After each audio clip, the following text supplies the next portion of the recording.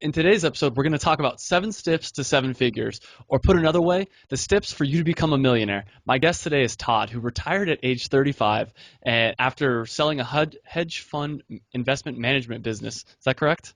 Yeah, that's correct. And All right. obviously 35 was a long time ago, right? As you can tell for those that aren't on the video, that's gray beard there I'm pointing to. Todd's also an author of 5 personal finance books, and he writes for his Yes. own. You write for your own site as well, financialmentor.com. Yeah, correct. Every word on that site was written by me, including the disclosure documents. That's awesome. Oh, Todd, thank you so much for coming on the show. Really appreciate it. Yeah, thanks for having me on the show. Just so you know, I am getting some sound cut out at your end for some reason. I think it's because of the video bandwidth, but let's just stay with it. If I get hung up and I kind of look at you confused, that'll be why. Okay. Are you editing? I mean, like you're able to pull out what I just said? I'll pull out all this right here. Yeah. Okay. All right. So if I look confused, that'll be something we'll have to pull out, just so you know sometimes your sound is dropping. Okay. Yeah, that's fine. I mean, I can repeat it and then we can just go back and edit it because I'll obviously have my side of the sound. Okay. I'll give you a confused puppy dog look. Jump into the 7 steps for 7 figures. I guess what is step number one? Yeah, well, first of all, where did Seven Steps to Seven Figures come from is probably an interesting intro on it. I didn't always have 7 steps to 7 figures. It came out of years and years of coaching, and I noticed that there was a definite pattern that people went through. Also, in where they came to me at, people came to me at very specific steps in the journey. So some people have gotten, and they don't have to be done in order, right? Although there is a sequential order to them. But some people would come to me, they'd already have step 1 and 2 done. They'd be good at 5, but they didn't know anything about 3 and 4. They did 3, but they never built the base under 1 and 2. But I started realizing that you have to put all these puzzle pieces together. If you don't put them together properly, your wealth will be tenuous at best. And so I started putting together it as a step-by-step process, and that was, God, at least a decade ago, and it's never deviated. I mean, it is just a truth. It just works this way. I'm just becoming more and more interested. Actually, before we jump in, let's tell a little bit about your story because now I'm kind of thinking, how did you get to be able to retire at 35? Obviously, you had to work pretty hard for that. It wasn't, yeah, I mean, I worked hard, right? But that's not what the key was. The key was it was smart. What I did was I went into the hedge fund business. I had a passion for investing. I decided in college, I finished up at UCLA. That's where I got my degree from. And when I was down at UCLA, I can remember the day where I committed to building wealth. I was down at Santa Monica Park, which is a famous park. You'll see it in a lot of movies. A lot of, they shoot a lot of movies down there. But there's also a lot of homeless people. And it's just this gorgeous, classic California view over the bluffs, looking out over the Pacific Ocean. It's beautiful. I'm riding my bike down there, just kind of enjoying a sunny afternoon. And it struck me that the bums living in Santa Monica Park, the homeless, had more freedom and a better life than a lot of my friends who graduated and went off to Cubicle Nation and were working their tails off. Yeah. And I just kind of committed at that point. And I said, if I have to lead an economic life, which I do, I wasn't born with a silver spoon in my mouth. If I have to lead an economic life, I may as well figure out how to make it result in wealth. Nothing else made sense to me. Why toil away and end up having to just toil away for more and more and more just to feed a lifestyle? It never made sense to me. And so while my buddies were coming home with flashy Porsches and had the expensive apartment, I lived cheap and, built my wealth up and grew my income by leaps and folds. Like I started out at a much lower income initially, but I developed a tremendous skill set and eventually became a partner in the hedge fund, which paid me handsomely, and I was able to bank a ton of money. And so there's different strategies you employ to build wealth if that's your goal. So anyway, that was my background. And also the thing about that I didn't throw in, I also figured as long as I'm going to, if you're going to be wealthy, you have to know how to invest. And so I figured I may as well get paid to learn it. And so that's why I chose the hedge fund business. So let me ask you before we jump into this, as far as investments go, are you talking about stocks, mutual funds? What kind of investments are we talking here? Well, there's 3 asset classes you can build wealth with. So what you were just talking about is what I call paper assets, right? So stocks, bonds, mutual funds, ETFs, all that stuff, anything a financial planner can sell you, right? And so that's paper assets, but equally as important, or more important actually, are real estate and business entrepreneurship. Okay. And so what I've learned in my journey and working with clients is those three asset classes are way more interchangeable than we understand or believe in the beginning. They have different principles, they have different aspects to them, but they're all usable as part of your wealth plan. And in fact, most well thought out wealth plans include at least two and sometimes all three of those asset classes. That makes more sense to me. One of the things that's always kind of scared me about the term investment is stocks, ETFs, stuff like that, things that are out of my hands. Real estate obviously is pretty stable, but businesses is where I've always, if I have money to spend, I have my own business I like to invest money into, but I've even thought about potentially buying other businesses in the future because I like the idea of my money being in control, my own control. If I work hard enough and smart enough, I can increase that. Yeah, if you think about it, you want to you're dealing with two sets of dimensions when you're looking at what we'll call investments. And if for people who don't see the video, I'm holding my fingers up for air quotes around investments. So you've got one dimension, which is applying your scarce resources, which is time and money, right? Time and money are your scarce resources. So you're deploying those into these investments to get a return on those scarce resources. The other dimension you want to look at is passive versus active. And so you start looking at the characteristics of each one and what you're investing in each one, right? Because you're going to invest something in it. You're not going to build a business without investing time, and probably some money too. You're not going to get paper assets without investing cash, and you're going to have to put some time into it and understand what the good investments are. So any way you look at it, you're investing time and you're investing money to get a return on your investment. And then they can be done on a scale of passive versus active. So you can have paper assets that can be a very active strategy, and you can have paper assets that are passive strategies. Same thing with business. You can be very active in your business, and you can design your business to be relatively passive. Not completely, but relatively. And that's through bringing in staff and designing work systems and all that. And so the more you work with it, the more you realize that it's not a huge big difference. And it's common sense when you think about it because when you buy stocks, you're buying a share of a business. When you build a business, you have a share of a business. It just happens to be a bigger share because it's yours, right? And same thing with real estate. Real estate in the end is a business. You're running the business of providing housing for people. And it just happens to tie in with a physical asset, which is the product, and so, product is in a business. Do you see how like all these terms interchange and they all interplay together depending on what you're doing? Yeah, absolutely. All right, let's jump into the 7 steps then to 7 figures. It sounds like the steps are somewhat interchangeable, but normally what would the first step that you tell people about be? Yeah, so let's take them in order. Okay, so step one is that you've got to get your financial foundation in order.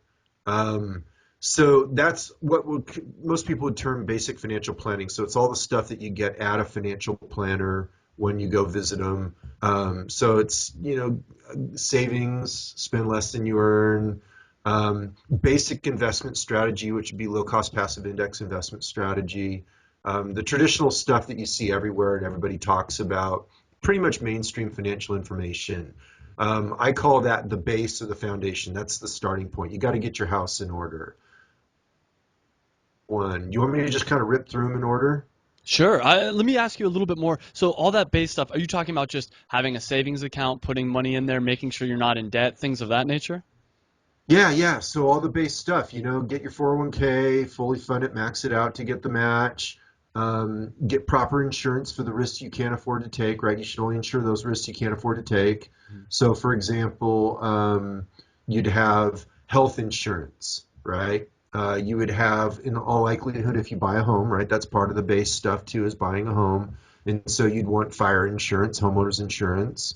So you'd want basic insurance, you'd want a savings rate, get your income up, just all the basic stuff you can read about on any financial site, Okay. right? I mean, that's all the normal stuff that surprisingly a lot of people don't get in order, but that's where you got to start. That's the base, that's the foundation. If you don't have that right, I call that walking, right? Step one is like walking. You got to walk before you run. Mm-hmm. Right? And so that's just getting the basics right. That's step one. Okay. Step 2? Step two is all the personal foundation. And so what you'll see is I'm going to interplay between personal and financial. So step one was the financial foundation. Step two is the personal foundation. I call it the habitudes of the wealthy. And so where that came from is when I was coaching clients, I used to accept get out of debt clients. I don't anymore, right?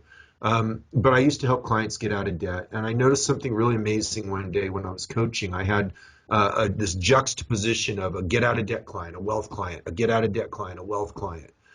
And after a couple of the clients, I went, oh my gosh, they're mirror opposites. Hmm. And I'd never noticed it before, but the habits and the attitudes that they bring to life were mirror opposites, that their money was just a reflection of those habits and attitudes. But yet it's the habits and attitudes that were the cause. Mm-hmm. And so I was rather stunned by that. And I started playing with it. The more I worked with it, the more I realized it was just a truth. And so step two is all about adopting those habits and those attitudes that will take you towards wealth. And the opposite ones, of course, are the ones that take you towards poverty What are or some financial mediocrity, I should say. what are some of the habits that you see in people that are struggling financially and versus the ones that you see in people that are very successful?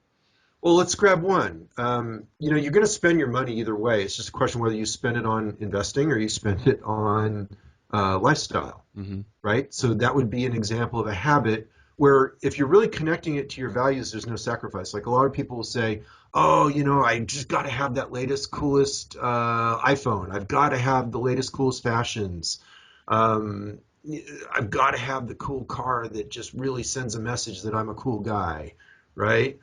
That lifestyle consumption on a perpetual hamster wheel of always having the latest cool stuff is what will keep you in financial mediocrity on a normal income for normal financial planning stuff. I mean, we'll talk about more advanced strategies, but in terms of just base strategies, that habit hurts your financial future, and the habit of connecting your values to your spending and making your spending reflect what your deeper values are. So in my case, I have a high value on freedom, and I'm guessing you do too, given your interest in this topic. Mm-hmm. And so, do I really have to have the latest iPhone, or is my iPhone 5 perfectly good? Well, I wish it had a little more memory to hold a little more music in it, but basically it's fine. And I don't really need one at the cost of an extra 25 a month. Can I spend it? Yeah, I can. But if I get sloppy on that decision, I'm going to get sloppy on my car decisions. I'm going to get sloppy on my house decisions. I'll get sloppy on my investment decisions. Mm-hmm. So it just becomes this kind of pattern of integrity with what your values are. I don't really need the thing. It's fine. And on top of that, I have a high value on green. I care about the environment. I care about walking on this planet lightly and not consuming excessively. And it just happens that happens to be a value that also takes you towards wealth. So anyway, it's about getting in touch with your values and getting spending. That's just one habit, right? Gotcha. And there's a ton of them, right? There's a whole course on this, but that's just an example of one to give you a flavor for it. And when you start aligning your life with here's another one. I'll just give you another one that's not tangible money. Self-responsibility. People who achieve wealth typically come from a position of self-responsibility. People who have problems in life typically play the role of victim. Victim is the opposite of self-responsibility. The problem with victimhood is it's not that, bad stuff that happens in your life isn't somebody else's fault or whatever. That doesn't matter, right? You have to come from a position of self-responsibility and own that you did the decisions that led up to it in some way and you played a role in it. The reason why is because if you become a victim, you give power over your ability to control your future to the person who was the victimizer, the person who did that. Now they have the power, you gave it away. When you come from a position of self-responsibility, you hold power over your future, and that's a life-changing outcome. Let me ask you another slightly unrelated question, but still related to this topic. Is one thing that I struggle with personally is 401ks, and the reason is I'm self-employed, I have my own business, and right now instead of putting the money into the 401k, I'm reinvesting it into my business because I believe I can get a higher rate of return with my business than I could with a 401k. What are your thoughts on that? Do you think that's foolish and I should just put the money into the 401k? I guess part of it is my goal is to, similar to you, is like to retire at 35, where by putting that money into the 401k, it's not touchable until I'm 65. So I guess my thought process is, all right, if that's my goal, let's use this money to achieve my goal rather than putting the money into the 401k and getting it someday. So there's two angles to it, Mhm. okay? Most answers, you'll have the art and the science answer, okay?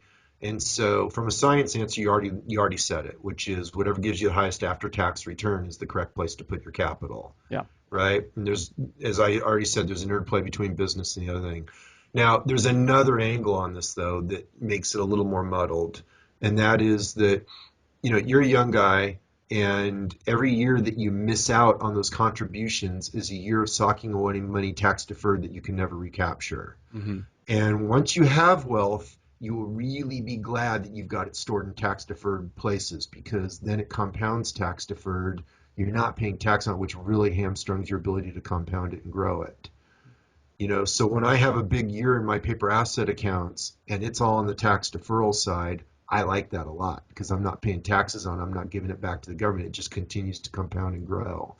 And so every year you don't max out that 401k is a year that you've lost that opportunity forever. Okay, very Um, interesting. so my answer probably is both. Okay. And the thing about growing a business, as you well, you're well aware, it doesn't take that much capital, and you can find capital in places. And so, maxing out those tax deferred assets and shoveling it away, it's not a bad thing, particularly at your age. It's kind of a no-brainer, actually. Okay, I guess for part of me, I do have a 401k that has a decent amount of money in it. I maxed it out for a few years, but when I quit my corporate job to start a business, I realized that over the summer specifically, we needed to get money into the business, and at that point, I was kind of Yeah, disappointed that I had, it's trade-offs, man. yeah. I mean, if there's not enough capital to go around, you've got to make the decision, and you're growing your business, and that's it, right? But get back to funding it as soon as you can. Okay, And the other thing too, you might want to pay attention to, this isn't personal tax advice from Todd time or anything like that, but did you when you left that company, did you roll it over to a rollover IRA? um, no, I didn't know any of this stuff. I'm assuming that's a problem. Well, it's not a problem. It's just company backed 401ks have a known problem of having high expense structure. Okay. Right? So they're good for socking away money tax deferred, but they're not so good and they lack investment flexibility as well. They typically don't have a whole lot of investment options, and most of them are all cut from the same cloth. They're all going to be highly correlated, like a diversified bond fund, a diversified stock fund, that kind of thing. It's all going to be highly correlated stuff if you put on a chart and look at how it performs. And so a smart strategy when you leave a company is you don't spend the 401k, you don't cash it out, but you roll it over to a rollover IRA. And what that does is that gives you control over it and it knocks the cost structure down of running the investment really low. Okay. Okay, so Yeah. yeah, and again, for your age, that makes a big difference because the compounded effect of the expenses and the difference in the investment performance is a really big deal. Like Okay. I mean, I can go in. I can give you a fun little sideline if you want. It's how your Sure. advisor takes 75% of your Nah, we'll save it for another interview. Okay. Now I'm super curious, but all right, I'll let you save it for another one. Yeah, I Um, got to write the article first before I start throwing it around podcasts. okay, sounds good. Let's get back to the 7 steps. So we have step number 1 and 2. Let's get into step number 3. Step number 3 is the one I'm just publishing now. I've got my first beta test group in it right now. So the other two aren't published yet. I'm just building them all out, Hmm. right? Um, as I transform my business from coaching business, which is a service business, to a product-based business, right? And so step 3, I'm actually building out now. It's going to probably be close to available about the time this podcast goes live, which is how to design your wealth plan. And I say wealth plan with trepidation because most people think they know what a wealth plan is. They have some vague idea of something their investment advisor does for them. They pay their investment advisor for it. Or they get this investment plan, or they think they have it because they're funding their 401k and they put away monies in their retirement plans or whatever, and they think they got a wealth plan. No, you don't. A wealth plan, when done properly, is how you literally engineer your life to result in wealth. So it's a variety of aspects of your life. It's tying into this question like you had about how you balance out your paper assets against your growth of your business, against real estate acquisition, all these different things. Like you integrate that all into a comprehensive plan. And it's a living document. It's done in super simple format. It's not like some cute little glossy thing that comes with pie charts and all the stuff like you get from your broker. Instead, this thing sits on either Microsoft Word or if you're on a Mac, Pages, and it's a living document that you work with, and that's part of the course is it teaches you how to work with that document and adapt it as you learn and grow forward. So how? to get like a real wealth plan? Like, is there any steps, any tips that you'd give to somebody, other than obviously getting your product, that they could Right. make their The own? layup is, hey, go buy my course, Yeah, right? exactly. What do you mean by tips? What exactly are you talking about? So if I wanted to develop my own wealth plan and I don't have enough money to buy your info product, is there anything you'd say, hey, think about this, this, and this? Well, the thing you've got, well, some of the stuff we already hit on, right? So understand that there's three asset classes, right? Okay. Which is business, real estate, direct ownership of real estate, and then paper assets.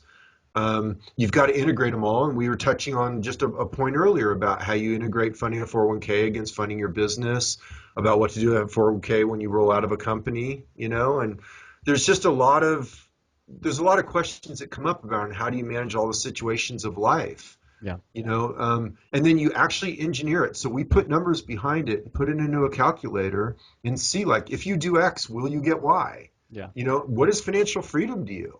Hmm. Right? I mean, the goal of a wealth plan is to achieve financial freedom, but you got to define it right. So here's a tidbit for you. I'll give you a tidbit on it. Um, a lot of people confuse financial freedom, and particularly, in the younger crowd, they'll create fantasy numbers like, if I have a million, I call that the millionaire myth, right? Then I'm financially independent. Or they'll say, I want 50,000 a month, and right now they're living on 4,000 a month, right? But I want 50,000 a month to be financially free. Like they'll just pull these abundance numbers, they're known as, right? Crazy numbers. Hmm.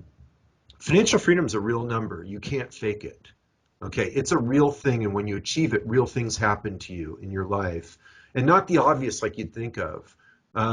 So when you achieve a point where your passive income is somewhere in the ballpark of what your true expenses are to lead a satisfying, fulfilling life, and that's different for a lot of people. Some people have been known to quote unquote retire, achieve financial freedom at under 1,000 a month. There's other people that are out in several thousand a month. Most people with family of four, they're kind of out between 10 and 15,000 a month, depending on where you are in the United States. It depends on where it's at, but when your cash flow from your assets exceeds your expenses, what happens is your life changes. And that's where I get a lot of clients coming to me for coaching, is because suddenly all the stuff they would put up with in life in order to get to where they are, they won't put up with it anymore. Mm. And things that were satisfying are no longer satisfying. That's that reality of financial freedom asserting itself.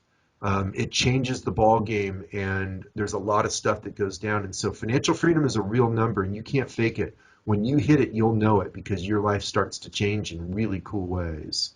Some of it's positive, some of it's negative, unless you're prepared for it. You have to know what you're doing. Yeah, so it sounds like if you're, for me, for instance, my monthly expenses, and I don't have the exact number, but it's probably around $3,000 to $4,000. So You're still single then, right? yeah, still single, Right, low rent, all that kind of stuff. At right. If I'm making $3,000 to $4,000 passively, in my mind, I'm financially free, and it sounds like you would agree with that as well. Well, sort of, because you're not going to want to be single forever. Oh, okay. Yeah. And so what happens is your life will change. You're likely take, I mean, I'm not going to predict your life, but you'll likely take on a spouse and Hmm. kids and want a mortgage and, all these things. And suddenly your expenses are 4x of what they were. And what you thought was financial freedom is no longer financial freedom. And so that's part of it too, is kind of mapping out your life plan in steps or stages, recognizing that there's some things you're going to want to do in life. And so you just kind of map these things out and say, okay, I might think it's this number here, and that's fine for a while, but it'll probably change to this number here. Yeah, that's good advice. All right, so we have steps 1, 2, and 3. What is step number 4? Step 4 is now you have your wealth plan. It's time to take massive action, right? Nothing gets done unless you take action on it. And so what I realized in forming step 4 was that people run into certain obstacles, and there's certain ways of structuring your life so that you can take massive action and stay on track. So one to talk about is how you set up your environments, how you literally structure your life so it pulls you towards your goals. Another one is how you set up your social circles and who you interact with. That could be coaching, it could be mastermind groups, your peer groups, so that they literally help you when you get knocked down, and they pull you back forward, and they're reinforcing what your goals are rather than tearing you back down. You might have some old buddies from long ago before you became an entrepreneur that like to meet down at the pub every, day after work and drown their sorrows in their crappy factory job or whatever. That's not going to take you towards your entrepreneurship goals. You have to network with people that are going to pull you that way. So that's another example.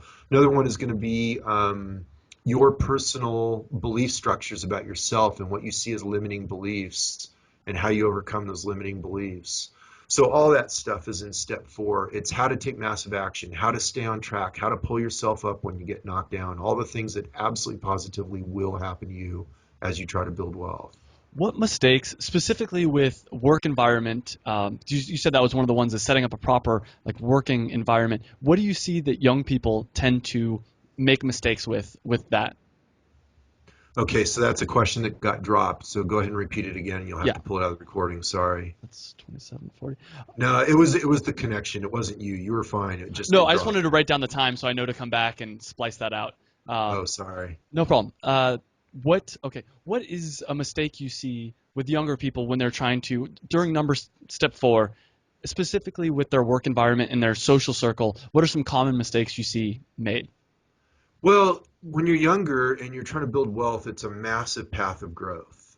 You're going to go through all kinds of stages of growth and learning. And so you're going to have friends that were part of your old life. And you're entering a new stage of life and you're going to create new friends. And it's not to say your old friends are bad or problematic or anything like that. But what happens is the old holds you back to your old patterns. And if you're going to build wealth, if you're going to achieve success, you have to establish new patterns. And so it's okay to grow into new friends. It's okay to build another peer group. Doesn't mean you have to leave your old friends behind. They're good people. That's why they're friends, right? You can still connect with them on that level. Just recognize you're trying to level up. You're trying to go to a whole nother space. And when you do that, it requires you to dispense with all things around you and recreate them in a way that pulls you toward it. This is actually something I've struggled with to somewhat of a degree, is surrounding myself with people. There's the classic quote, you are the average of the 5 people you spend the most time with. Yeah, it's so classic. I don't even throw it out anymore, but Yeah, go ahead. yeah, but one of the things that I struggle with is finding those kind of people in person. I have people that I've met online, but even that is somewhat difficult. Do you have any tips for surrounding yourself with those 5 people? Yeah, go to conferences and network with the people that are ahead of you. It's like we're all on the same journey, right? It's just we're at different stages. Like right now, you and I are connecting. We're at different stages in the journey, but we share a lot in common. So it's just not that different. I go to Financial Bloggers Conference, FinCon, one of my favorite conferences. And in there, we've got people at all different stages of developing their sites, and everybody helps each other out. It's a great way. And last question on this step, as far as Sorry, I no coughed. problem. Last question on this step, as far as getting over the personal beliefs that are holding you back, how do you help people get over it if, let's say, they don't think that they can make that money, or what are some common beliefs that you find, and how do you help them get over it? Yeah, what I work with is a thing called Byron Katie's The Work. Okay. And I have a certain way of working with it, and that produces more powerful results at overcoming limiting beliefs that simply aren't true than any other tool I've ever run into and all other tools combined. And so I actually, have it structured into the process I do with people to help them overcome limiting beliefs once they become evident. And limiting beliefs, I know this from coaching, you run into them. It's a little harder to diagnose. A lot of times, your spouse is good for diagnosing it. Real close friends can diagnose it for you. You'll run into it yourself. Sometimes you'll just hear, the usual garbage inside your mind. You'll deal with your fears. But really, coaching is the place where, it's not a pitch because I'm not taking clients right now. So it's not even a pitch. I'm full. But that's where I've seen it most powerful. So. I guess I'll ask you then, what are some tips if you're looking to get a coach? And obviously it sounds like you're full, but like if you're looking to get a good coach, because there's a lot of people out there and it's hard to tell which ones are actually worth spending the money and spending time with and which ones are not. Do you have any tips on finding a coach? Yeah, I actually have a post on my site called what is it? 3 steps to finding the perfect money coach for your needs. And obviously, it endorses my services, right? It's coming from my site. It shows, but it'll keep you from getting sucked into what I'll call the cookie cutter coaching programs out there that actually really aren't good for you. They're good for their wallet, not yours. This was a result of, I wrote this as a result of people that were coming to me that had been pulled into what I'll call kind of the New York Times bestseller coaching back end. So a guy writes a New York Times bestseller book, and then they form this coaching back end that is not really the great value, but it's a great upsell for somebody that's gained notoriety. So anyway, I was getting a lot of clients coming through that got hurt through those processes and had spent a lot of money on it. And so again, I'm not naming names. We don't need lawsuits here, but people can figure it out. And so I wrote it as a consumer's guide to help people sort the good from the bad. And so that post is there. I also have a book on my site called Don't Hire a Financial Coach, ... until after you read this book, right, in small print. And it's basically pointing out all the scams and charlatans and different games that people play so that somebody can go through and find a good coach. And it gives you questions to ask and tools to use and things like that. So, I mean, again, people can find somebody. It doesn't have to do with just finding me. And I'll put links to both those in the show notes, but let's get into step number 5 now. Step number 5 is probably my most in-demand step. It's the one that everybody wants to learn from me, and that's expectancy investing. It's my own brand of paper asset investing that I developed back in my hedge fund days. Despite it being from the hedge fund days, it's still accessible. It's very simple. It's all statistically based, mathematically based. There's no prediction, nothing like that. But it's not completely passive either. But somebody can do it in, 30 minutes, an hour, a month. I mean, it's not super active either. But there is some risk management involved. What it does is it takes traditional, low-cost index paper asset investing, stuff that would be consistent with like Vanguard or Boglehead philosophy, commonly known, or buy and hold as it's commonly preached. And then it builds layers of expectancy and risk management on top of it. So it uses a sound foundation from those strategies that are well taught throughout the internet, and then builds on top of it with stuff that's not as commonly known. And so that'll be the next course I build out. The first course I'm building out is step 3 because it's smaller. It only takes a month to complete step 3. It's very compartmentalized. Step 5 is a big course. It's like a university course on investment strategy. So it's a much bigger beast to build out. So I want to build the first one first just to get the workflow and get the membership site up and get all the infrastructure in place before I tackle the beast, because it's a much bigger course to build out. So that's why I'm doing them in that order. It's not order of importance or demand. It's just for my convenience. Gotcha. I would love to dig into step 5, but to be honest, I don't even think I'd understand a lot of it without sitting down and spending the time to really figure it out. So go ahead. Yeah, what I do, just in a nutshell, what I do is I call traditional buy and hold low-cost passive index investing, well, I'll call it level 1 investing. It's completely valid, all that, but it's a level 1 understanding of investing. And there's another level you can go to, level 2. So what I do is I spend half the course taking people to what I'll call a level 2 level of understanding, where we really dissect the principles behind traditional buy and hold and help them see like another layer of subtlety to it. And then from there, then we go into the principles of expectancy and risk management that layer on top of it, and that's the second half of the course.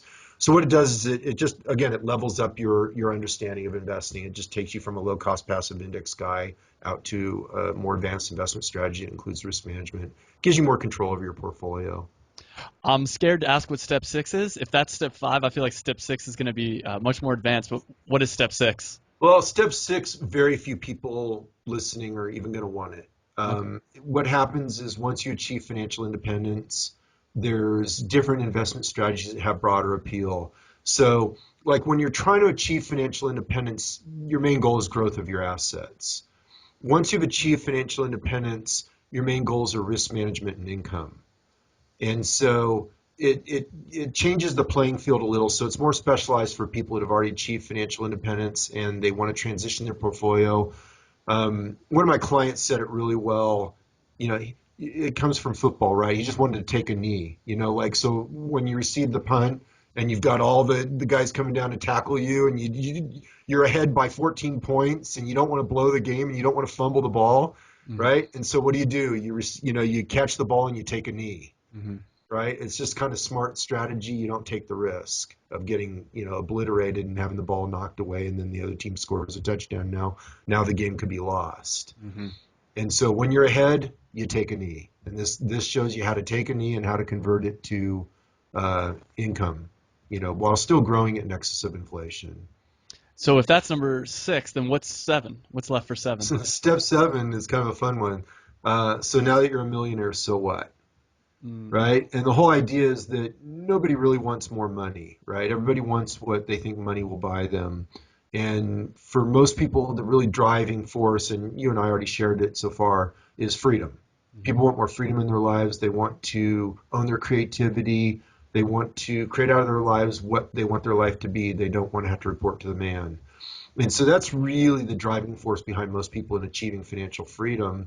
But what happens along the way is we make a mistake, right? What we do is we project our desire for freedom onto an external object called money. And anytime you project an internal experience onto an external object, you set yourself up for disappointment. And that's what step 7 goes through, is it helps you find the freedom that you wanted in the first place. And that's the step I'm personally living now. So I've lived through steps 1 through 6. That's why I teach them. Step 7, I'm in the process of living it. So I'm the crash test dummy for everything I teach, and I'm living step 7 right now, figuring it out.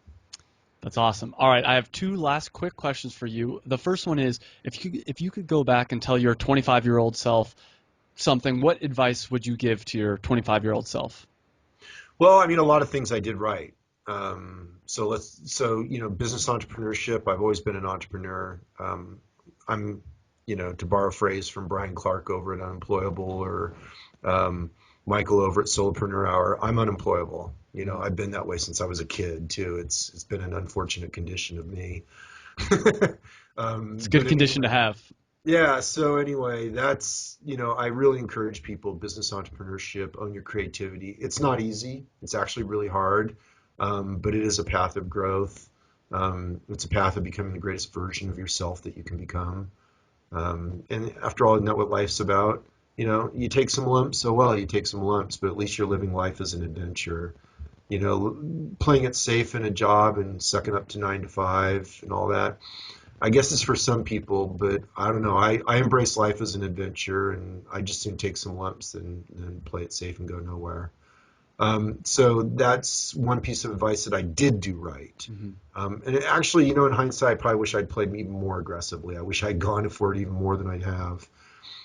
The other one that I didn't do so well is I would acquire more real estate earlier and own it long term. Get it with either 30-year or 15-year fully amortizing fixed rate loans. And I know it's kind of a US centric thing. You can get them in the United States pretty easily still as of this recording. In other countries, it's much harder to get fully amortizing fixed rate financing. So anyway, buy real estate, finance it with fully amortized fixed rate financing, make sure it's positive cash flow, and own it long term. And eventually, it doesn't take that long. 30 years will blow by fast. Really, I mean, you look at the two of us, our difference is probably about 30 years. That's the lifespan of a mortgage. It's once that stuff's paid off, you own it forever, and it pays you inflation indexed income that you can never outlive. And there's not a lot of things you can say that about. It'll survive dollar crashes. It'll survive anything. As long as you maintain it and it's well located and it's good quality stuff, you can always get cash for it. A related question: if you were to be talking, let's say, to a group of 220 somethings, what advice? Obviously, we've given a lot in this episode, and you just gave a lot with that answer. But what advice would you give to those 20 somethings? And it doesn't have to be about investing. It could be about how to live a happier life, anything like that. But what advice would you give to them? Yeah, I mean, basically the stuff I just said, and a great play off of that. I don't know if you've listened to the Steve Jobs commencement speech, Yeah, I love it. where he spoke to Stanford graduates. Go listen to that, like not once, but about 5 times. Read the transcript, because sometimes you get it different from reading a transcript. Try to really look behind the words of what he was trying to communicate. It's not that different from what I'm saying. Yeah. It's a different twist on words. It's a different way of saying it. And I'm not trying to line myself with Steve Jobs. That came off wrong. But it's just, there's a lot of wisdom in there about, in hindsight, looking back on. Another great one is Randy Pausch. He was a professor, and he had what did he call it, the last speech or something like that. He Yeah. had terminal cancer, and he knew that he was going to die, so he did his last speech. Go listen to that. I mean, when people face death, they call it a deadline for a reason, right? Hmm. It's the perspective of death that gives meaning to life. It it it gives it. It lets you know that this isn't some cute trial run and that you got forever. When you're in your 20s, you think you're going to live forever. It's laughable, dude. It goes by fast, really fast. Hmm. And so recognize that every year counts and don't waste it. Just go for it. Great advice. Todd, where can people find out more about you? My site is financialmentor.com. And so you can find anything from there. So you can find the social media contacts from there. And so it's just financial mentor, just as it sounds, financialmentor1word.com. And that's where everything is. You can find my books. You can find my free content. I've got over 1,000 pages of free content, educational content. It's got one of the largest resources of calculators online that doesn't sell calculators. They're all free. And so they're all, just make the math of finance easy. And then I give away a free course for new subscribers and a free book to new subscribers just as a relationship building thing. The course is 52 Weeks to Financial Freedom, and it goes through a lot of what we talked about today and a lot more, so it's all free. I'll put links in the show notes. And Todd, thank you so much for coming on. Thanks for having me on the show, Travis. It's great talking with you. Hey guys, I hope you enjoyed that video. And if you did, make sure you hit the big red subscribe button down below. You can also check me out on Facebook and on Twitter. And I release a new video every Monday. And by hitting that subscribe button, you'll get those new videos every Monday. And this is really a podcast. It's also a website. You can check out the website. It's howtodoyour20s.com. I'll put a link right over here as well. And what it's all about is trying to improve your life. And we specifically focus on things that people in their 20s are interested in. So make sure you like the video if you liked it. Subscribe. Like us on Facebook and Twitter, whatever. But I hope you enjoyed the video, and I hope to see you again on another video.